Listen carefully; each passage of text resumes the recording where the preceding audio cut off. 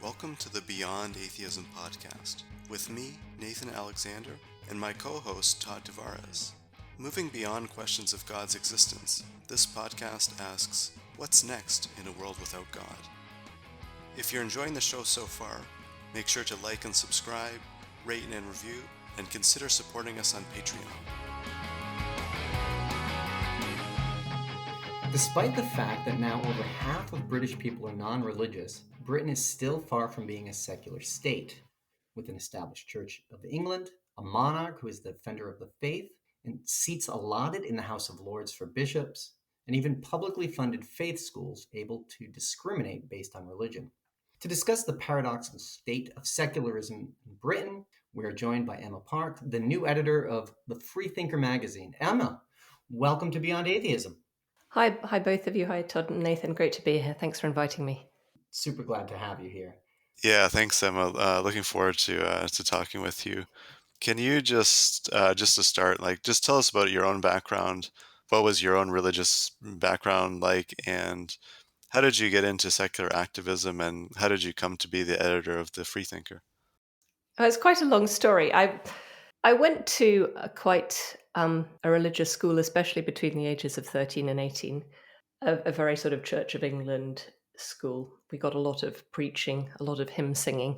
And I think by the time I was about 15 or 16, I just sort of had reflected on it quite a lot and just decided that it wasn't for me. I was quite into physics at the time in particular, and just sort of thinking about the universe and what we didn't know about science. It just felt as though the idea that there might be an anthropomorphic God seemed extremely, extremely Earth-centered, given that, we're one tiny planet among billions and billions.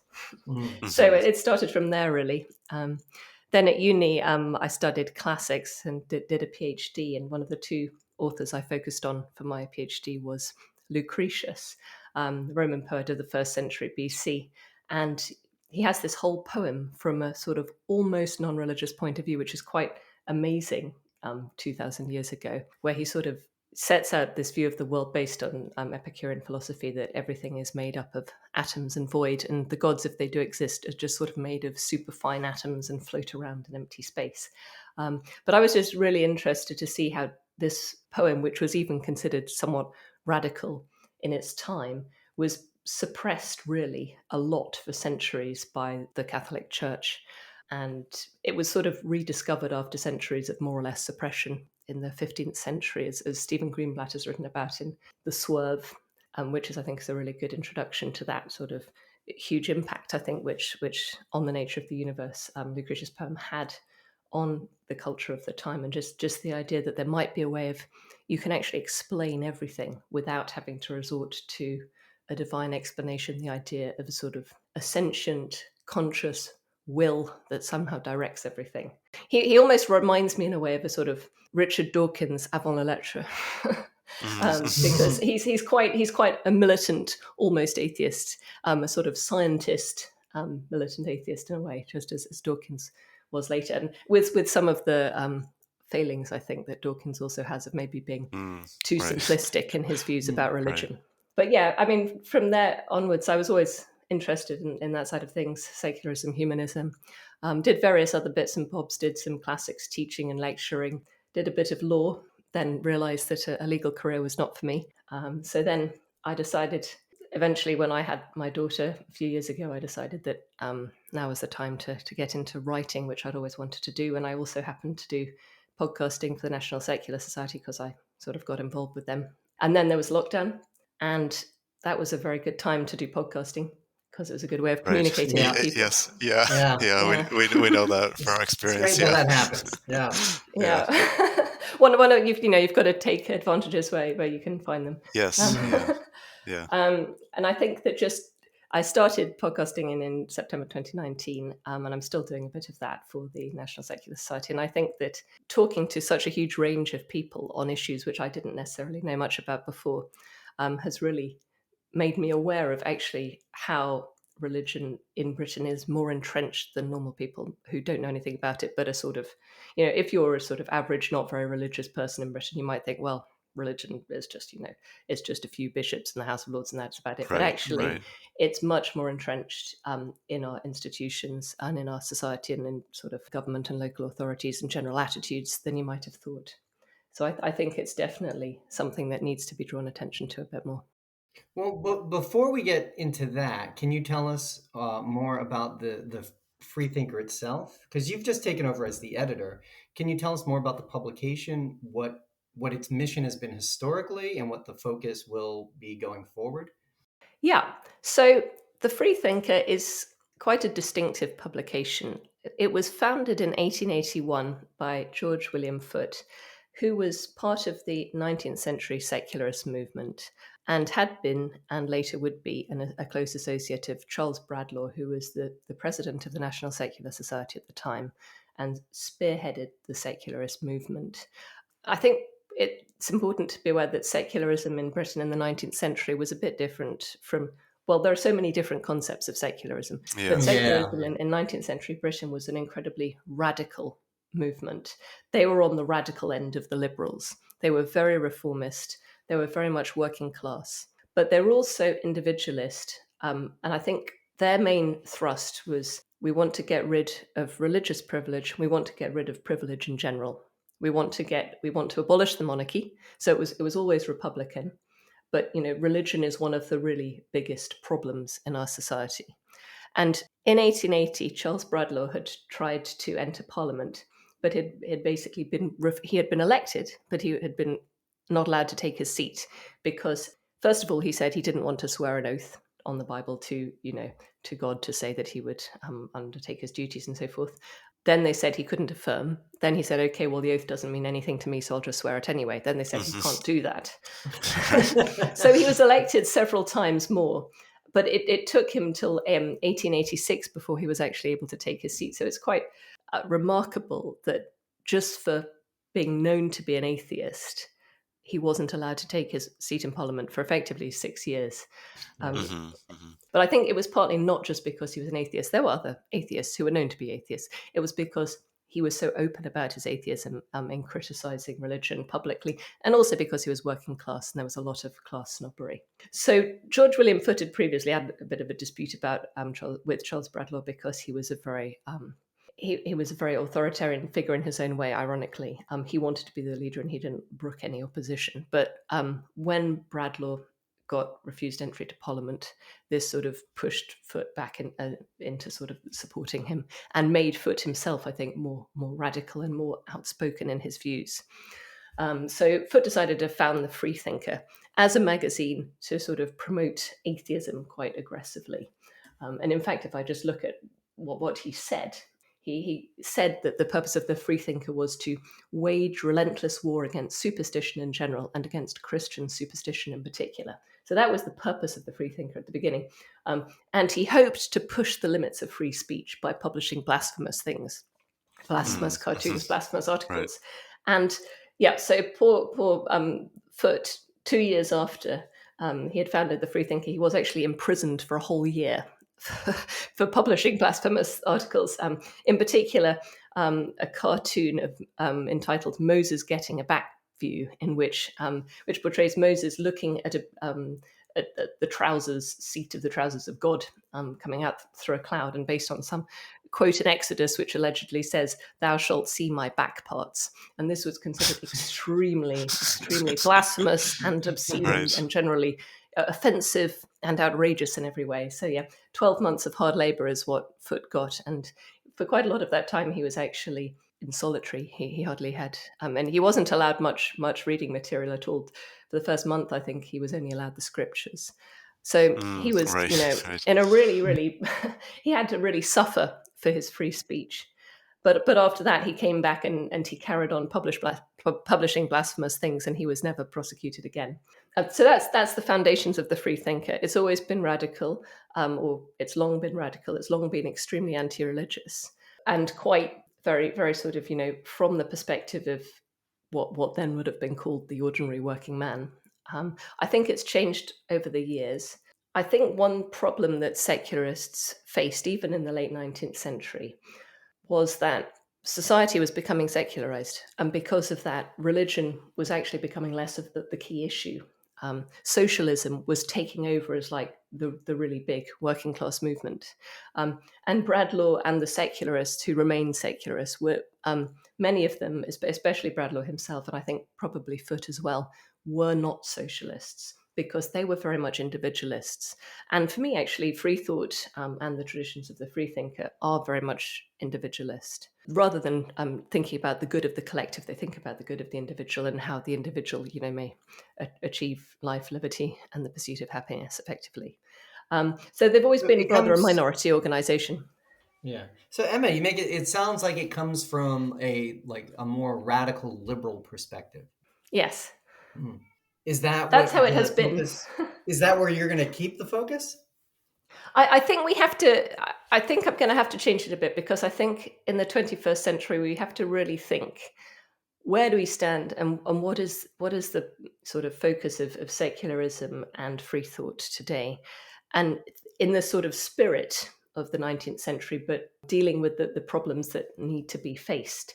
And I think today, what is actually important in general is the individual against all the many collective things which are trying to sort of, I don't know, delete the individual or just make the individual almost like a statistic or a point of data collection for the tech companies or whatever. I think so. The motto that we're going to have from now on is going to be liberty, reason, humanity, with a very much a focus on the rule of law, democracy, civil liberties in general, but in particular freedom of expression. And I think that the idea of freedom of expression is absolutely crucial to the flourishing of a democratic society. Freedom of expression about everything, about really challenging all preconceived opinions. And I mean, the Freethinker was about being anti-superstition. And today I think we still have superstitions, we still have a lot of dogma and dogmatic ways of thinking, but they're different dogmas and they're different dogmatic and narrow-minded ways of thinking.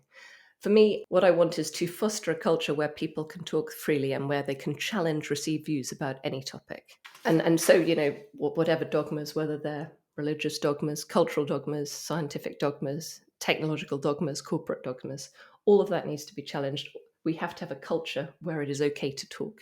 What is it still going to be? You used the words anti-religious earlier.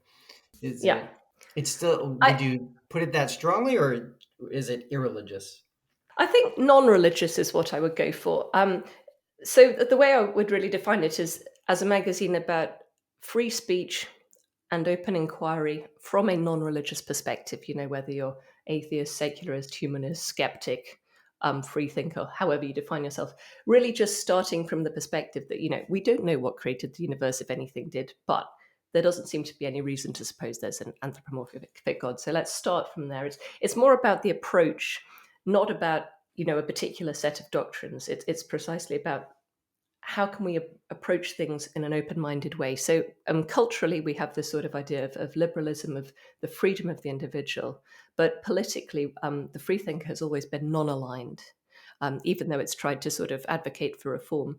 But I think in the secularist, atheist, humanist traditions, there have been a lot, a very broad spectrum of political views. So we're not going to take a political line. We're going, and I mean, I'm going to hopefully have contributors who will disagree with each other, and that's great. I want readers and contributors to be able to challenge each other's views.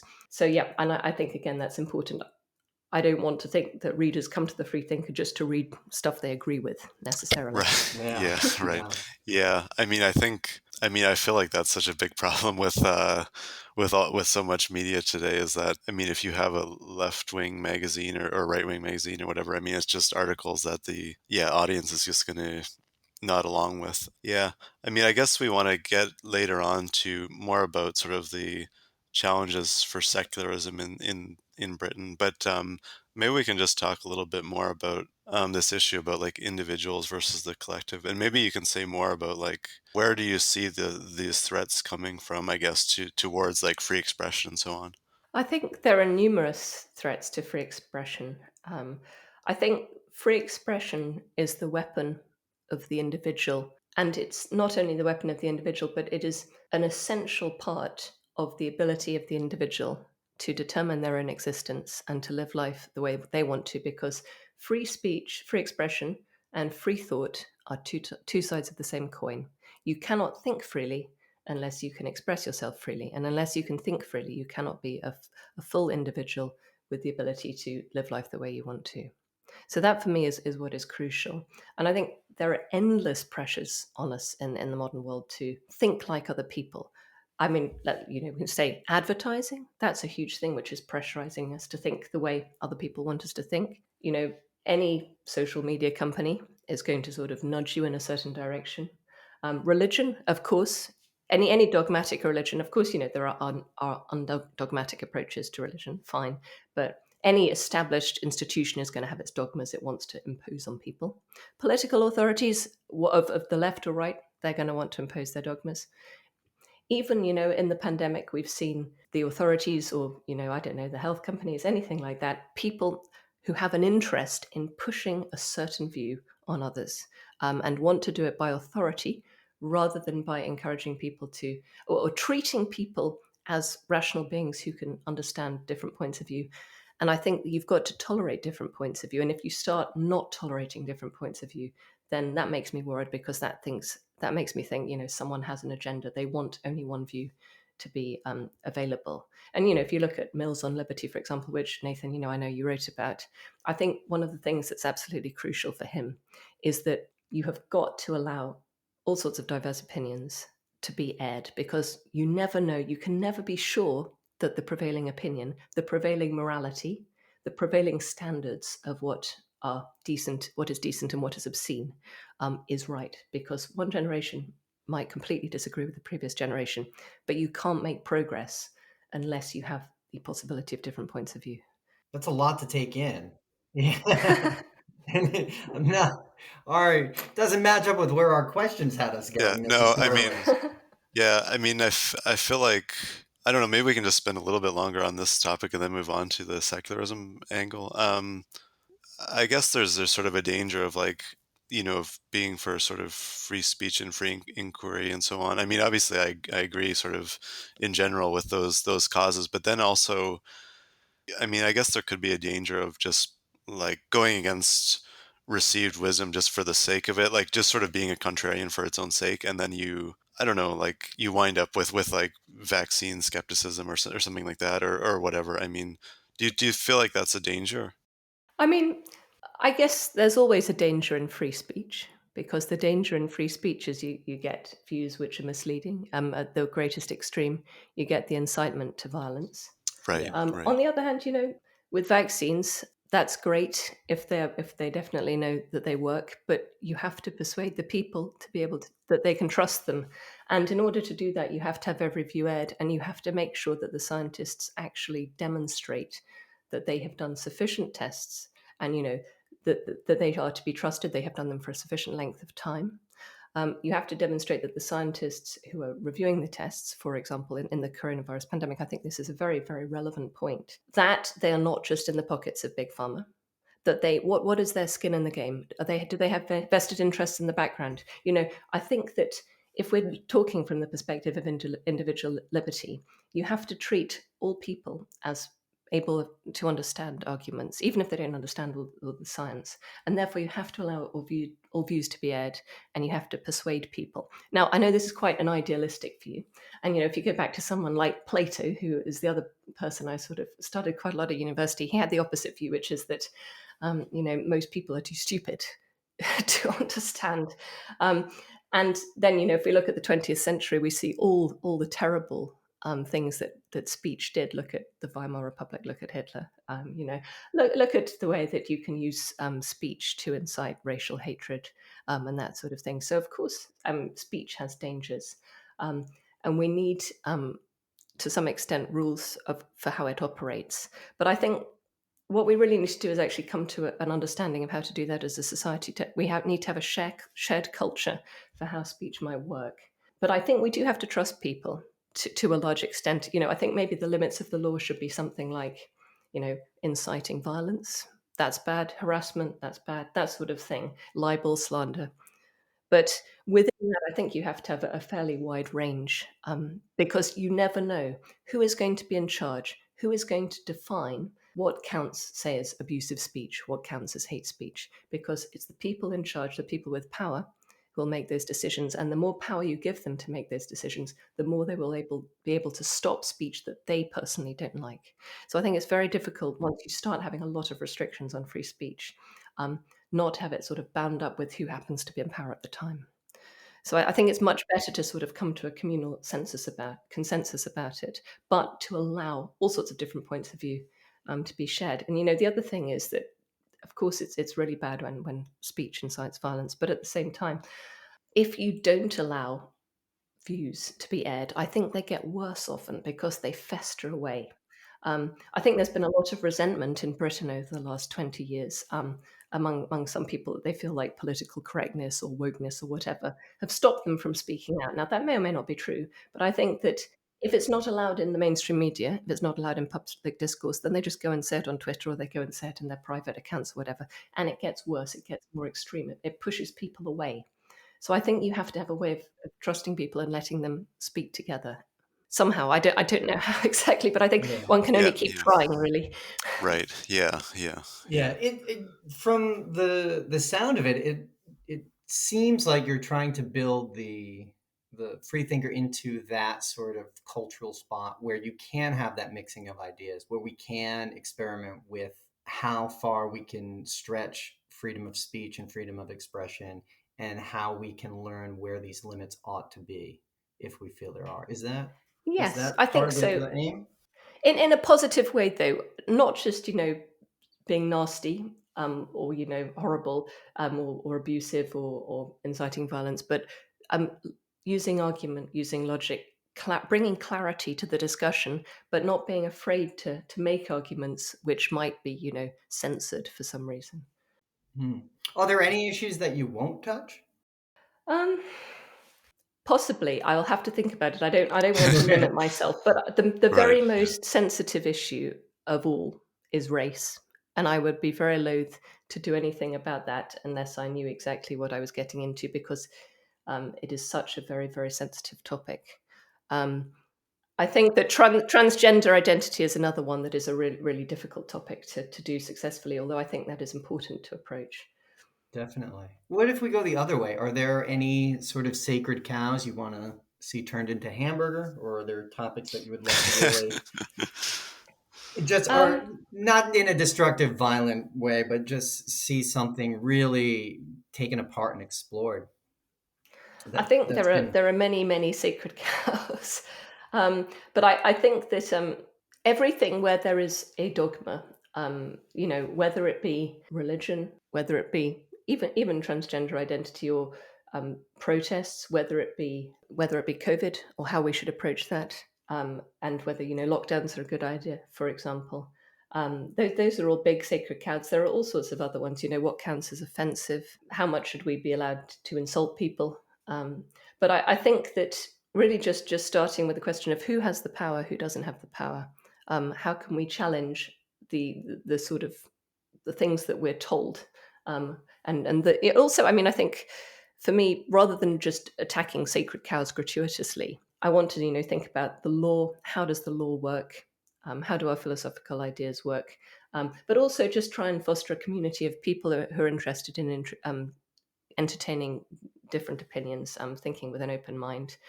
So I'm quite interested in doing profiles of free thinkers from all sides of the political spectrum. Also looking at the history of the free thinker and the history of secularism, looking at philosophy and its relationship to religion. So not necessarily, not gratuitously cultivating controversy, but just trying to clarify people's ideas without always feeling worried that whatever we say might get censored or Yeah. Yeah, I think self-censoring. yeah.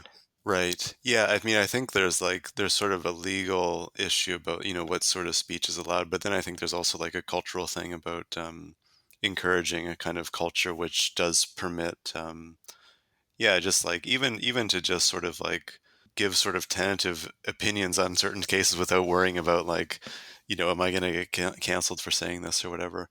But you also have Yeah. stronger libel laws there, don't you, for the press? Yes, libel and slander. Yeah, you have to be careful what you say about individuals. That's definitely very true. And but the thing is, I don't think there's any. I think that it's very wrong to try and slander or attack individuals. I just don't. I think that's a very uncivilized form of behavior. And it's very easy to attack people because they've said the wrong thing. And I think the right thing to do is to challenge ideas rather than people. And that's a much more humane approach, because I really think, part of individualism is actually respecting all people for themselves and not merely pigeonholing them in some sort of stereotype. Yeah, so I think that aspect is important. So I hope that we won't have to worry too much about slander or libel issues. Yeah, Touch right, wood, right. apart from just every other thing. Right, yeah. Yeah, maybe we can sort of transition into talking about sort of the state of secularism in Britain. We wanted to sort of list some things like what we talked about at the start, like for example, like having the Church of England as sort of the established church, and to just if Emma, if you could rate from 1 to 10 the possibility of these things, say in our lifetime, being abolished, for example. So say disestablishing the Church of England, for example, like say from 1 being the least likely to 10 to the most, what would you say for that to happen in our lifetime? Oh gosh, giving percentages. Adding This is like a highly just scientific. quasi-scientific. Yeah. Yes. The problem with disestablishing the Church of England, I was talking actually to an Anglican about this the other day. And he said, well, I think quite a lot of Anglicans would be quite happy to disestablish the Church of England, because, we feel that religion is a private matter, which is what secularism is all about anyway. The problem with it is that it is incredibly legally, enmeshed in British law and British society, British life. And the legal complexities of disestablishing it would be an absolute nightmare. Within my lifetime, so what, I guess, being sort of optimistic, the next 50 to 60 years, I'm going to be hopeful-ish and say 6 out of 10. Okay. All right. Okay. But yeah, I mean, I think it would depend on having a strong liberal government with some competent individuals who, with a good, a really good legal ability, who could sort of work out all the technical details and the political will. I think a lot of the electorate just don't care, which is why it hasn't been high on people's agenda, on any of the political parties' agenda. I think. I'm not sure that any political party is in favour. Possibly the Lib Dems might be, but yeah. I think it's definitely a long-term thing. Yeah.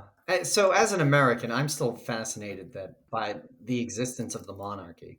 And coming from the editor now of a Republican magazine, is that still going to be a platform? Is that one of the planks? Oh yeah, definitely. Abolish the monarchy? Oh yeah. Yeah. Always been a good part of secularism, definitely. Where would you put the odds on that one? Is that something that there's any popular taste for abolishing it? I guess you just said it's part of a secular issue. Is it still a realistic goal that people are attempting to achieve? Well, I think that if the monarchy is abolished, then the church can be disestablished at the same time. Yeah. So it'd be rather neat to kill two birds with one stone. Right. Yes. Yeah. But don't be too literal about that. That sounded like an incitement to violence. Oh yeah, I might be committing treason inadvertently. Yeah. But I think that I wouldn't have said so maybe 10 years ago. But the Queen is about 96 now. She's been incredibly popular, and she's managed to keep being popular despite weathering all sorts of scandals, both with her children, and even some of her grandchildren. And the monarchy has had its ups and downs over the years, but at the moment, her son Andrew is obviously in complete disgrace. Harry and Meghan have left the country.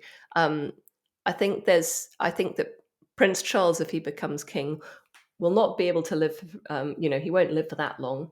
He'll be pretty old when he ascends the throne. My sense is that he, I may be wrong, but my sense is that he's not going to be very popular. He's got rather an unfortunate antecedents, because, of course, Charles I was beheaded, along with his Archbishop Laud, who was beheaded a few years before the king. So that's not good. That's a bit ominous. Right. But Yeah, I mean, William and Kate might be a bit more popular. I think generally they haven't done anything wrong, so that's a good start. But there was actually a very interesting article by Polly Toynbee in The Guardian. She's a big sort of very eminent Labour commentator, and she made argued for the abolition of the monarchy after the Queen goes, and the fact that she's doing that in The Guardian might suggest that the mood is shifting. I think that it won't be short term, but who knows what might happen? You never know. If we have the right combination of circumstances, could happen in my lifetime. I'll give it maybe 5 out of 10. 5. Again, Okay. being optimistic. Yeah. Right. Yeah. What about removing bishops from the House of Lords? Well, maybe you can also just explain like what that's all about. Yeah, what on earth is this bizarre? Yes. Both parts are shocking. Yeah.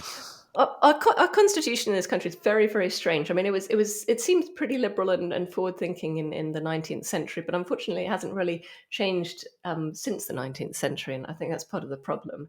So we have a head of state who is a hereditary head of state, which is bizarre, and because she's hereditary, she can't really do anything. She has little power. She might in sort of situations of crisis, but generally she doesn't have much power. So the power is really all the prime ministers, because if the prime minister has a majority, he can basically, or she, do basically whatever he or she wants. Because the House of Lords, ultimately, if Parliament really, if the House of Commons really wants an act to go through, it will go through, and the House of Lords cannot use its veto, permanently. I think they get 2 shots at rejecting the act, and then if they reject it the third time, it still will be pushed through. So they have limited power. The House of Lords is itself an extremely problematic chamber. And I think one point made by many people about the bishops is that getting rid of them would work best as part of a wholesale House of Lords reform in this sense. So at the moment, we have 26 bishops from the Church of England who are entitled to sit in the House of Lords. We have 5 bishops from and archbishops who sit there by virtue of their seat, Winchester, Durham, York, London, Canterbury, I think it is. And then we have the rest, the other 21, sort of take turns, I think, on a basis of their expertise or interest. They don't always sit there all the time. I think they rotate unless there's a matter on which they are particularly interested. For example, I think they strongly opposed the reform to assisted dying, the assisted dying bill, which was proposed last year and which has now sort of fallen dead in the water, which is a shame. So if they have a religious issue which they have strong feelings about, then it means that more progressive, more liberal law on a secular basis is often sort of thrown out. It depends on, again, if you have a Conservative government, because the Conservatives have traditionally been sort of more Church of England because it sort of reinforces their sort of hierarchical system.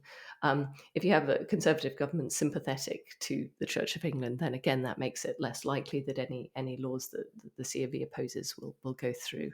I think they were generally opposed to gay marriage, for example.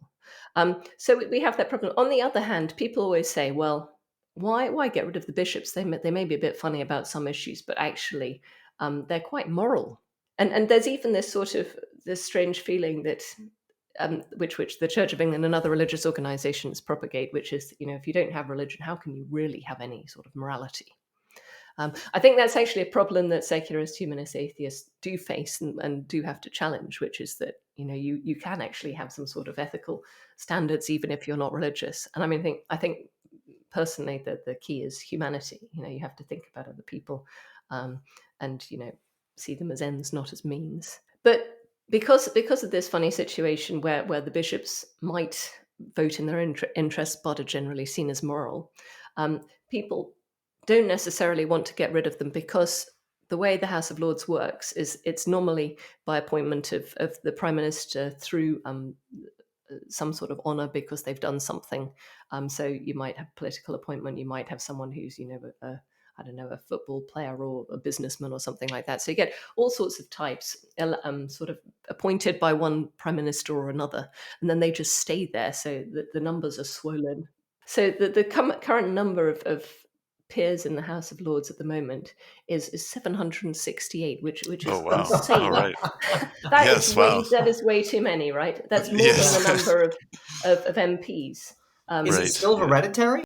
There are a few, I think, in the region of 90 peers or something like that, possibly slightly fewer. But the House of Commons is 650 members, right? So we've got over 100 more peers than Yeah, MPs. right. So it's a very, very strange top-heavy system. It's very obscure. Prime ministers can create a whole bunch of new peers if they want to pass a law and they need more support in the House of Lords. So it's really, Right. again, under the control of the prime minister. Possibly, almost you might say that in some ways the bishops are some of the when it's not an issue that affects them personally, they can be quite good. They can be quite objective because they not necessarily politically aligned in other respects. So in our peculiar system, there is actually quite a reasonable, not totally convincing, but reasonable argument for saying that well, we might as well have the bishops. We've got so many other random people in the Right. House of Lords. Yeah. So I Yeah. think really, in a way, it needs to the change needs to go with full scale reform. Can you reform the House of Lords without having a wholesale constitutional reform? Possibly. I think that a lot of people, ever since Brexit in 2016, ever since the Brexit vote, a lot of people have been really strongly calling for a lot of constitutional reform, because in the last 6 years we've seen so many unsatisfactory aspects of our political system. We've seen Boris Johnson in 2019 prorogue Parliament. We've seen judges called the enemies of the people. It seems as though the system of constitutional conventions and an unwritten constitution which we've had has been tested to its limits, and it seems like it's time to maybe make the rules a bit clearer. So I think that there is an appetite for constitutional reform. The question is, will we ever get it? And the other thing is, do we keep our strange electoral system of first past the post, which Right. means Yeah. that Right. you very often get party in government with quite a landslide of seats, but they still only, because of the peculiar mathematics, represent about 30% of the electorate in terms of the party that they voted for. So there are all sorts of issues. Are they going to happen? When are they going to happen? Will any party bring them in? Because for Labour and the Tories and the Conservative Party, for both of them, the system benefits them in the end because it's always got to be either Labour or the Conservatives, one way or the other. So they're the two main parties. Are they ever actually going to change from the first past the post system? Because they know that, one day, even if they have to wait for a bit, they'll get in power again, probably. So I think there are all sorts of issues there. It's a bit of a creaking old system. I think it's definitely time for change. Bishops, in a way, are only a small part of that. Yeah. Well, then maybe we should change the scope a little bit and think about this as Britain has gone through this increasing secularism, where now it appears that a majority of Britons are not religious. How has that changed what people sort of focus on and what they want and what they see as a good moral outcome? So let me give you an American example. The old atheist sort of focus was things like prayer in schools and in God we trust on the money.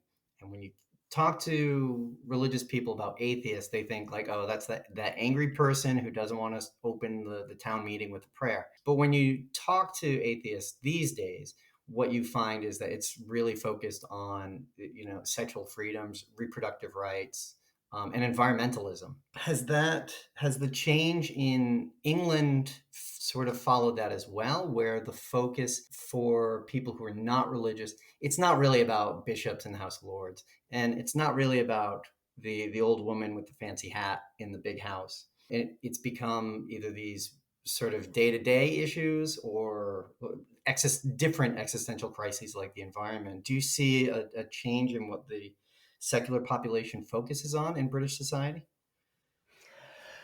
I think it's very difficult to talk about the secular population because, we're talking about over half the country of, 65-ish million people. I think a lot of people just don't care. Religion's not part of their lives. They just get on with their normal lives and they just don't think about it. It doesn't really affect them much. So I think we're looking at it, people may be atheists, but that's it, whatever. I think that there was a very sort of strong active atheist movement with the new atheists like Dawkins and Christopher Hitchens and stuff in the 2000s. And that coincided with the most secular, most liberal period, I think, for Britain. Ironically, because Tony Blair was obviously a very strong Catholic, but nonetheless, his spin doctor, Alistair Campbell, famously said, "We don't do God." Because Britain was so secular, he could say that. But I think actually, although people are increasingly less religious, the discourse in the media and in politics has become more religious in the last 10 years because it has gone with this sort of tightening of attitudes, this distrust of free speech, which has really taken root, especially since 2016, when it was considered that, we voted, 52 to 48 to leave the EU because of a lot of misinformation. So people have really got sort of been worried about free speech.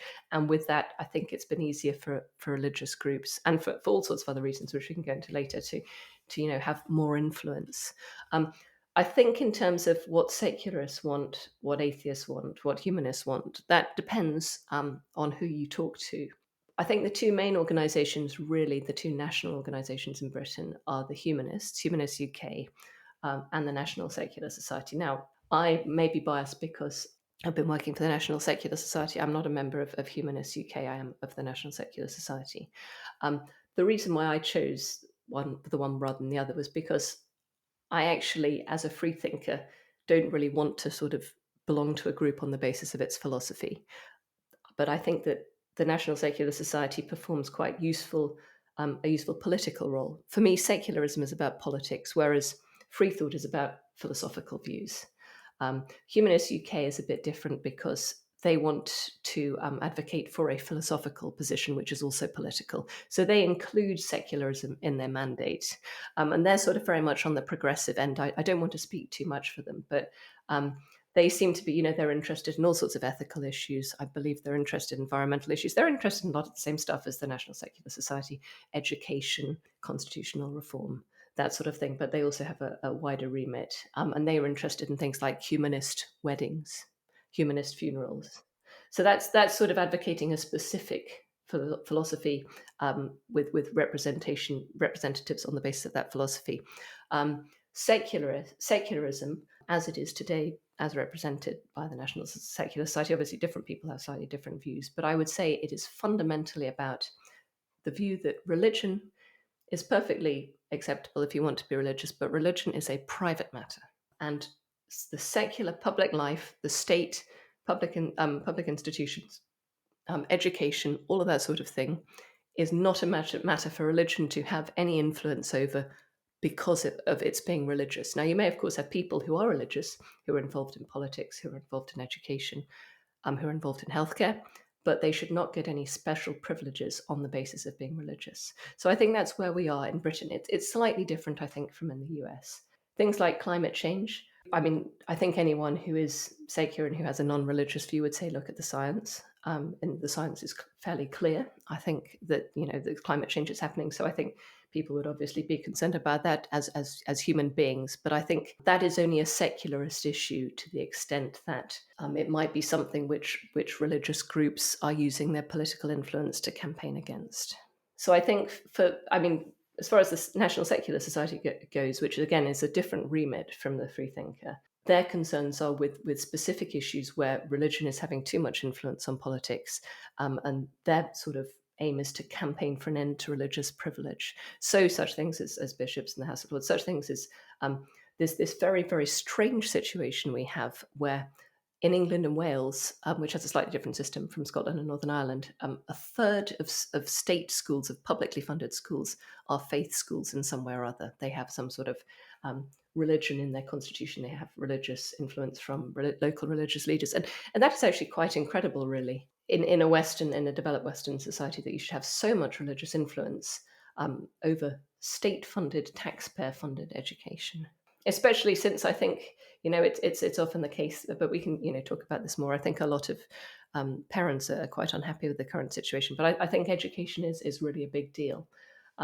Also, other issues like assisted dying is quite big.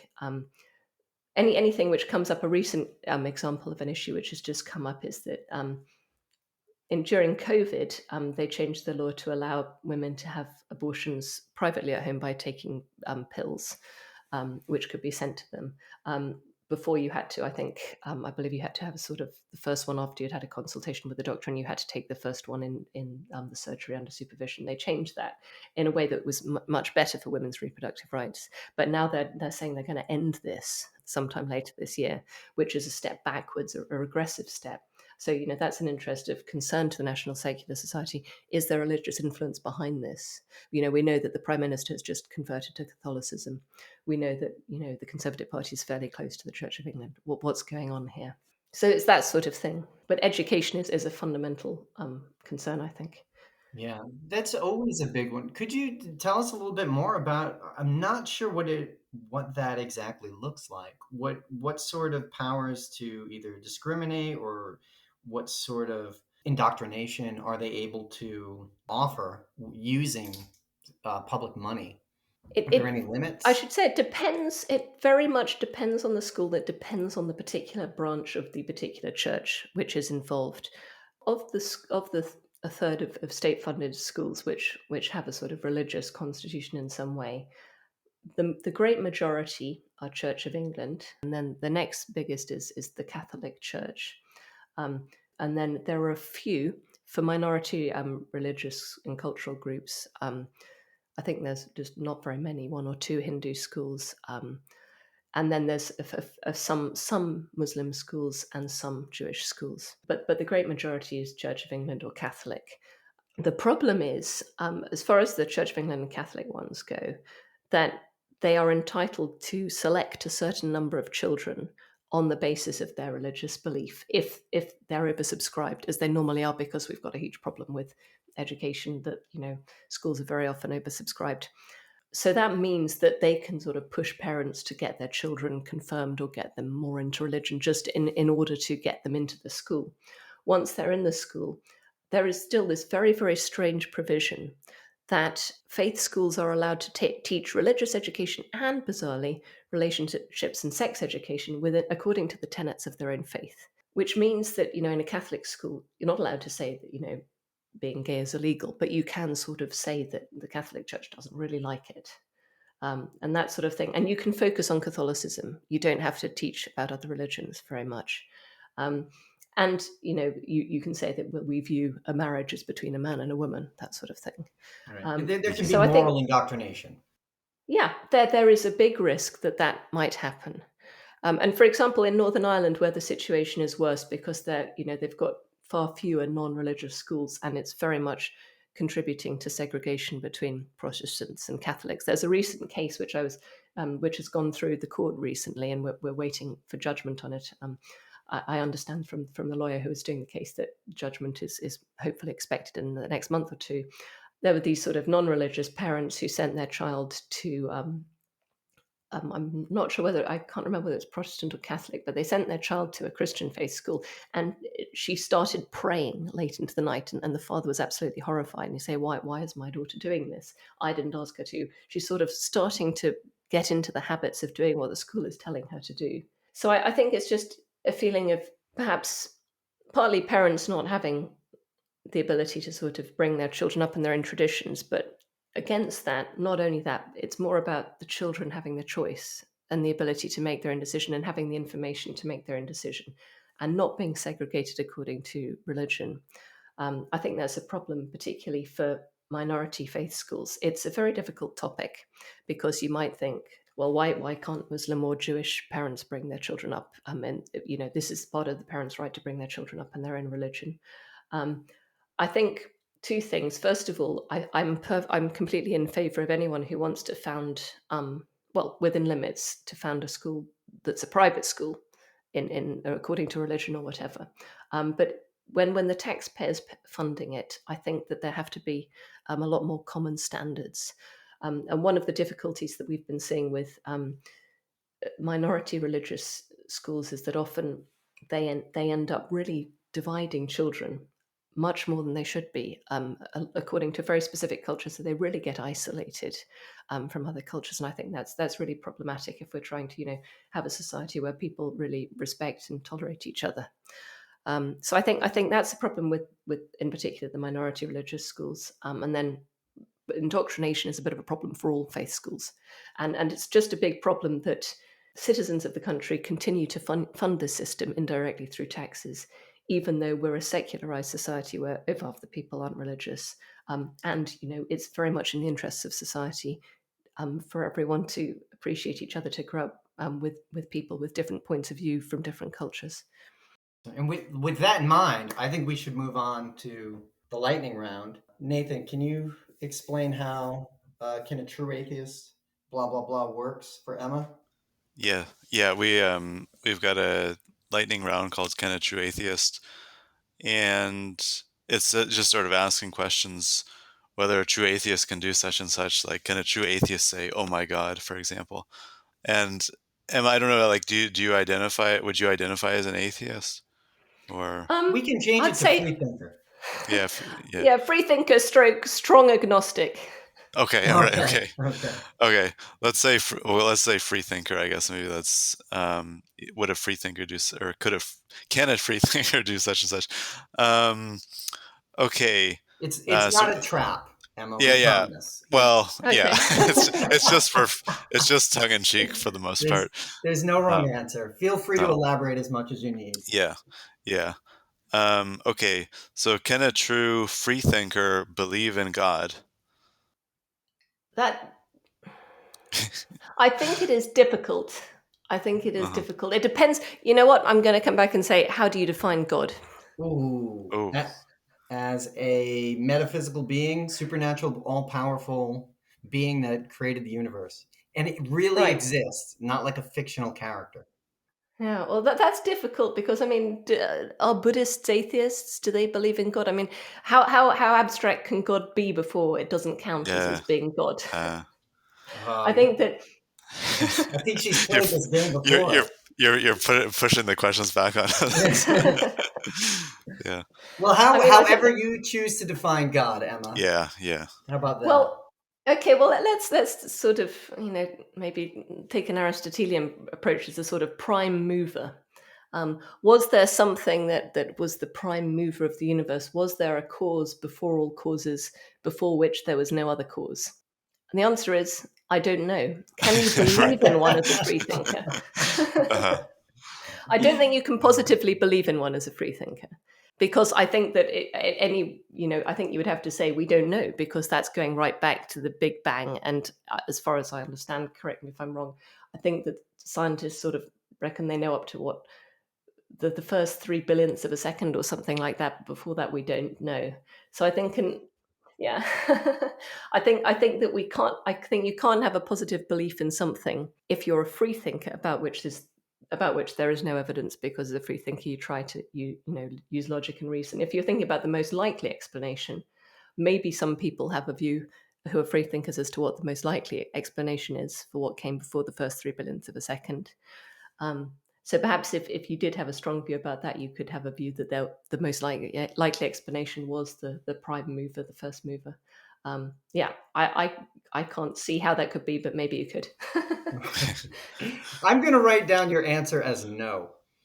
Okay, fine. Yeah, take it as no. In short, yeah. Okay, here's one. Can a true freethinker support monarchy? Yes, I think a true freethinker probably can, because a true freethinker is not politically aligned. And I think that politics is very different from philosophy. Free thought, like humanism, probably is a philosophical position, which looks to sort of universals, or looks to the relationships between people on a personal level. For me, at least, I don't know. Politics seems like a pretty much a pragmatic, rather dirty game, in a way that always depends on the best of the options available, which may be a choice of two lesser evils. So I think it'd be perfectly plausible to say, well, maybe the monarchy is just the lesser of two evils, or the lesser of how Right, many evils at the moment. right. Okay. Can a true free thinker support teaching religion in schools? Yes, definitely. And in Ah, fact, okay. it would depend how you teach religion in schools, but All right. Yeah. yeah, and Yeah. not indoctrination. No, Right. Okay. Right. But, religion is a huge part of human culture, in all cultures across the world. And I think that if you ignore it, then you ignore a very fundamental part of our story, of all of our stories, historically. So I think it would be wrong to not teach it. It's just a question of how and which subject it is taught in. Okay. Can a true free thinker be spiritual? Now, you see, you're asking me these really difficult questions, but you haven't told me what spiritual means either, have you? Believe in connections to the supernatural.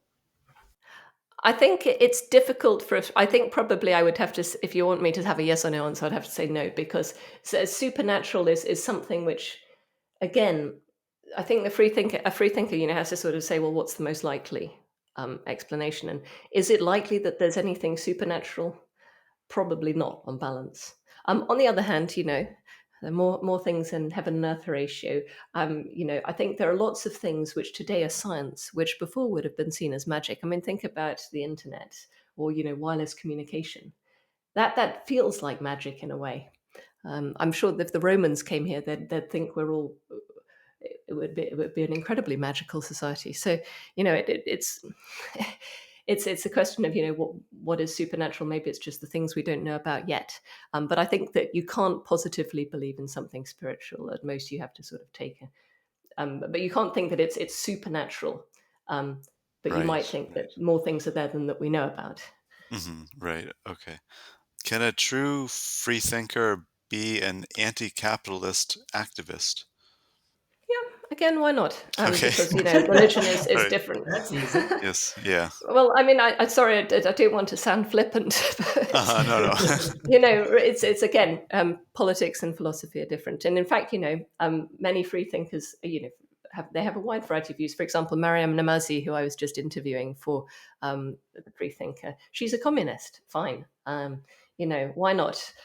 You might think that that is the best way of setting up society, but she would say that I believe that she is not against free speech. She's very much in favor. But I think a free thinker has to support certain principles, certain approaches, certain methods, such as free speech, logic, clarity, humanity, that sort of thing. But I don't think that they have to support or oppose a particular political structure necessarily.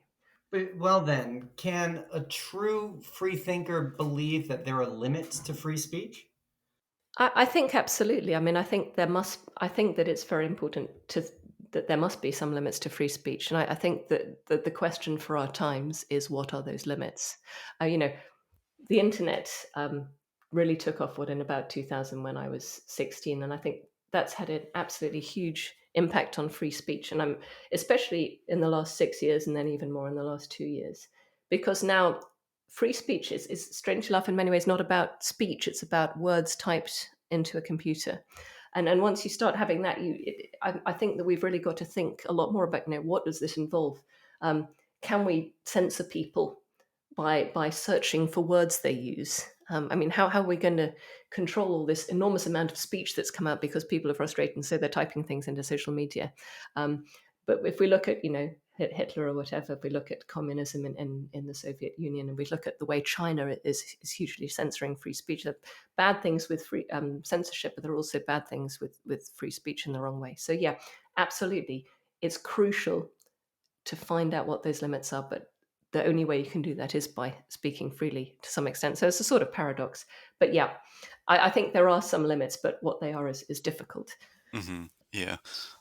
Sort of related to that, and for the last question, can a true freethinker vandalize a church? Would that count as sort of legitimate speech? Wow. For me, one of the just sorry to approach this from a slightly indirect route, but again, I think a lot of the problem with many of these debates is they are general and they don't look at the particulars. And I think really anyone who is trying to solve all these difficult issues, you've got to look at the specifics. So I would ask, why are they vandalizing a church? What church? What did the church do wrong? I think vandalizing is a really difficult one. I'm generally not in favor of vandalizing because it just seems like an act of violence, which seems quite unnecessary in general. But, one could imagine extreme cases, perhaps. in which a church had done something, had I don't know, gone out and massacred a bunch of people of a different religion, when you might think, okay, fine, well, they vandalized a church, doesn't really matter, or they needed to do it to make a point, to exercise their free speech. But I think it would have to be in quite an extreme case, I would say. But it does depend on the particular circumstances, and I think it's difficult to make generalizations about something like that. Wow. This has been a lot to take in, Emma. I've learned a lot about Britain. I've learned a lot about the politics there and how not very secular it is. Before we, well, as a part of wrapping up, can you tell us how to find the Freethinker, and or if people want to contribute to it, how they can get in contact with you? Yeah, absolutely. So it's going to be online from the 5th, Saturday, the 5th of March, at freethinker.co.uk. There's a contact form there, for submissions. Please just read my brief submission guidelines. Basically, really interested in people who know what they're talking about, able to write with intelligence and clarity. I don't mind what your political position is. I just want a good argument which will help people to sort of understand something a bit better. Or you can email editor@freethinker.co.uk. Well, thanks again, Emma. This is a lot of fun. Great. Well, thank you, Nathan and Todd, very much. It's been a pleasure to talk to you. Okay, that was Emma Park from the Freethinker magazine. Yeah, it's going to be a hit. That's going to be Yeah, yes. What were some of your takeaways from that? Well, I mean, I had no idea there was so many vestiges of religion still lingering and hanging around in the UK. That was weird. Hmm. Hmm. That very Hmm. sensible, like, it doesn't really matter approach. Sounds very British, doesn't it? Oh, you mean like with regard to things like the bishops in the House of Lords and Yeah, so on? It's like, and the Queen. yeah, Yeah. Oh, that old thing. Pay no yeah, mind to that. It's a yeah. I mean, wave. it's somewhat similar in Canada. I think like with regard to the monarchy, and we also have an equivalent of the House of Lords called the Senate, which is also just appointed.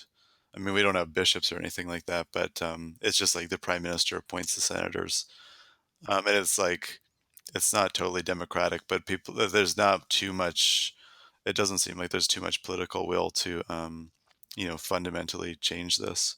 And I mean, I guess there's always that sort of like conservative, like small c conservative impulse, like unless something is like a serious problem, I mean, it's best just to not worry about it too much. I don't know. I mean, like there are so many problems with the House of Lords, I guess, like she was saying, that like the bishops seems like a kind of a small part of it, for example. I Right. mean, Yeah. yeah, yeah. And Hmm. I didn't know free thought. I didn't know it as a like philosophically liberal Hmm. position or project, I guess we could say. Because this sounds like it's very much about free speech now. Which Yeah. you're a free speech absolutist, right? That's where you stand. No, I don't think so. No. I'm not an absolutist, no. I mean, I don't know what like if I have an easy way to explain my position, but I mean, I feel like in general one should err on the side of free speech as much as possible, I guess. I mean, obviously there are plenty of limits I would put up. Yeah, what about you? Are you a I don't know what the I opposite of I I think free speech Mhm. is a very good ideal. I think it's aspirational, right? Right, But I right. don't think it exists now. I don't think it's ever existed. It just Hmm. doesn't.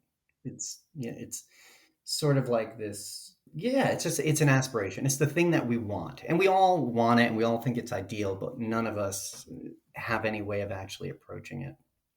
Yeah. I guess there's two ways whether it's to think about it. I guess like there's sort of from the legal perspective, like can you be thrown in prison or fined or whatever for certain speech, or what, or from a more like social perspective, like is there a culture that encourages speaking your mind?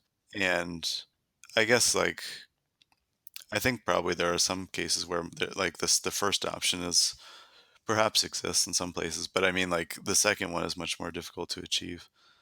Like the sort of the social norms around free speech. But even legally, like any sort of power dynamic, right? Like Yeah. no one has free speech at work. It's legally Legally, that's recognized. You don't Oh, have to that's teach at work, right? yeah, no, that's true. Right. Your bosses can literally tell you what to say.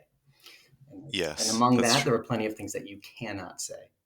So Yeah, that if that's we're talking about having this project where we shouldn't have any limits to speech, you're immediately omitting where you spend most of your waking life, right? At work. mm-hmm, mm-hmm, And to say that the university is become part of that certainly has. I mean, it strives to teach people to speak freely. It strives to give that liberal perspective on how we talk about these things, using Locke and Mill to talk about the harm principle, to talk about what the practical limits ought to be. But it's also a place where, like, every economics program is going to teach you about the market, and the market is the best way to solve any problem, right? yeah, Like, mm-hmm, that's like you're not going to get a job in the economics department as a hetero-orthodox right, professor.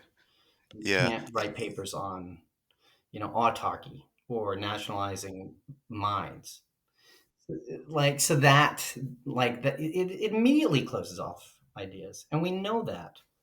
yeah. I mean, I feel like in practice, I mean, I maybe we should have asked this, but like sometimes I feel like people advocating for free speech often line up with conservative positions. I mean, like small c conservative. I mean, in terms of, I don't know, like it just sort of happens that No, yeah, you no, don't think so. it's whoever feels most aggrieved at the moment. Yeah, that's a good. That's Well, I mean, that's really what conservatives didn't make a big deal about that when they're cracking down on anti-war activists, when they're out. yeah, Like, that's true. I've been in positions where I've literally seen police attack people for protesting the idea of free trade, right? Right, right. And you don't have this legion of right wingers talking about, hey, we need free speech. They have the Oh right to yeah, be there, no, no, right? yeah, yeah. But when it goes the other way, like, they don't want to get a vaccine, it's, oh Mm-hmm. my God, how dare you affect my freedom of speech? Yeah, yeah. It's always like free speech for me, but not for thee or whatever. That's Yeah. right. And even cases where it's not actually a free speech issue, right? When you're just like, you're Googling nonsense and you think that you're being slighted by some algorithm. Right? Mm-hmm. That's Yeah, that's right, right. Yeah, right. Like, yeah. that's not a violation of your free speech.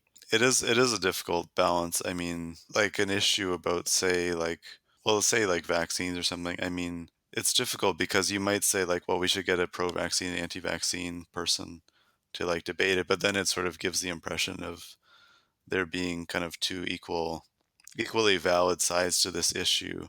Yeah, I mean, not to say that like Emma's doing that or anything like that, but I mean, I guess that's always a danger or whatever.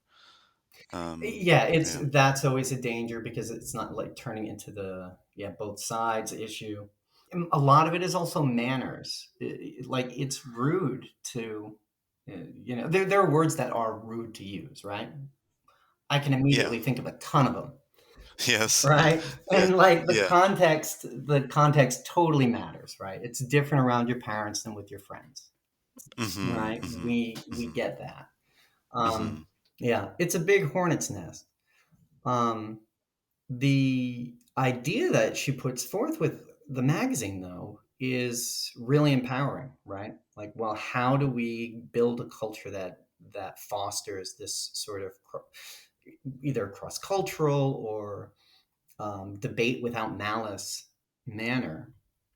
I mean, that's important. It's definitely something that we need, and this ability to at least to try it, bounded by guidelines of harm and malice, and inciting violence, right? That's always the big one. Right.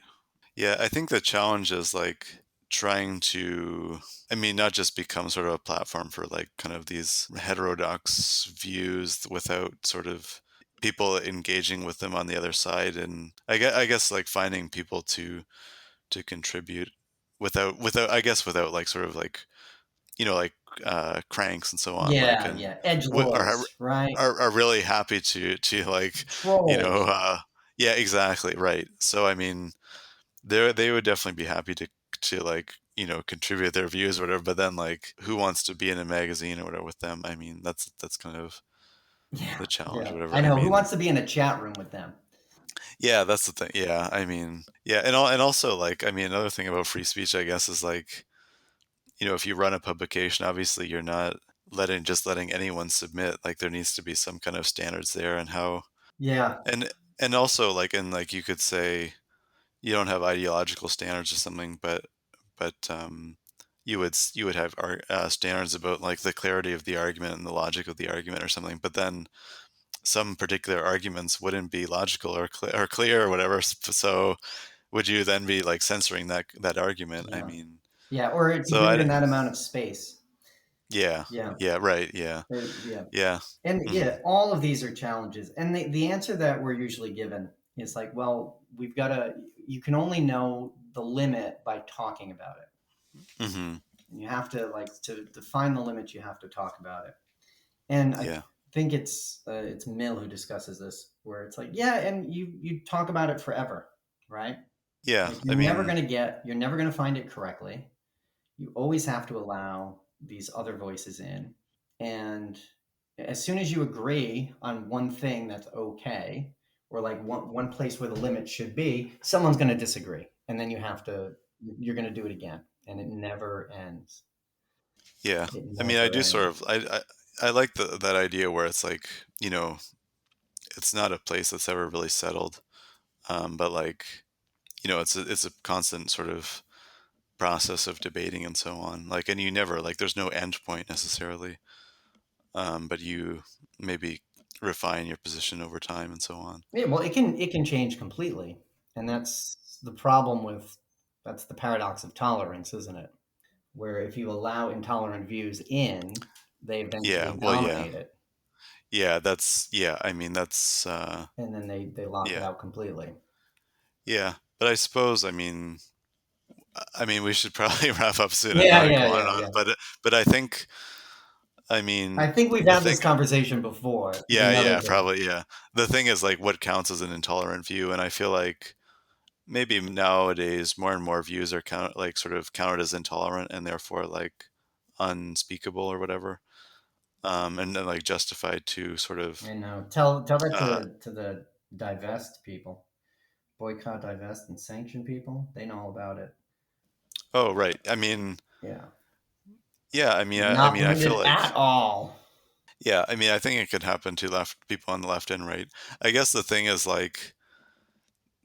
that people who claim to stand up for free speech like would only apply it when for their own group, and they're not willing to stand up for someone they disagree with who's being censored or whatever in some way.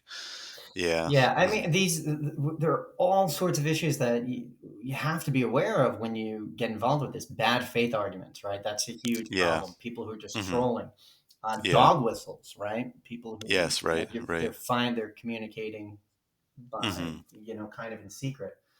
Yeah. But some publication like the Freethinker, with all that history behind it, especially predicated on so many other wonderful things like blasphemy, Yeah. Yeah.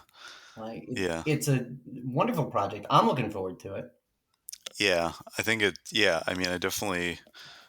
We wish her success and Yeah, wish the yeah, magazine and success. I mean, I'm pretty sure yeah. she's up to the challenge. She Yeah. can hold her own. She knows how to Yeah. talk. Yeah. No, I mean, I'm looking forward to it, and I think it'll have an important presence in the landscape. Hopefully, I mean, I think there is so much like there's definitely, I mean, valuable publications that are, clearly left wing or right. Well, I mean, from my perspective, maybe the right wing ones are not as valuable, but I mean, like the fact that they come from an ideological place, I mean, there's still is a lot of like value in them. But I think there was something like, that is nonpartisan or whatever, not clearly, no clear ideology or whatever. I mean, I think is valuable, and yeah, I mean, interested to see how it goes. And so I encourage people to check out the Got to check it the out magazine. Yeah. and contribute. Yeah, I'm looking Yep. forward to it. I can't wait. It was a great talk hmm with Emma. Yep. Yeah, Yep. big thanks to Yeah. Emma Park, for Yeah. joining us today. Yep. Oh yeah, and yeah, we should say like we get into more of the free speech issues in the bonus content. So if yeah, It like we gets talk a little bit juicy. It's more good. about that in the bonus section for which is available exclusively for patrons who support us on Patreon. So yeah, so definitely encourage people to support us if you're interested in that and you're finding the podcast interesting and so on. And yeah, and we want to thank our current patrons, Lars, Debbie, and the AHS Plus blog. I think it's So plus, yeah. plus blog. Yeah. So thanks to all you guys, and to the audience for listening. Today. And if you can't support us monetarily through Patreon, easiest thing to do is like and subscribe. That way you get alerts whenever a new one drops. And definitely thank you for listening. Stay awesome, everybody. Yeah.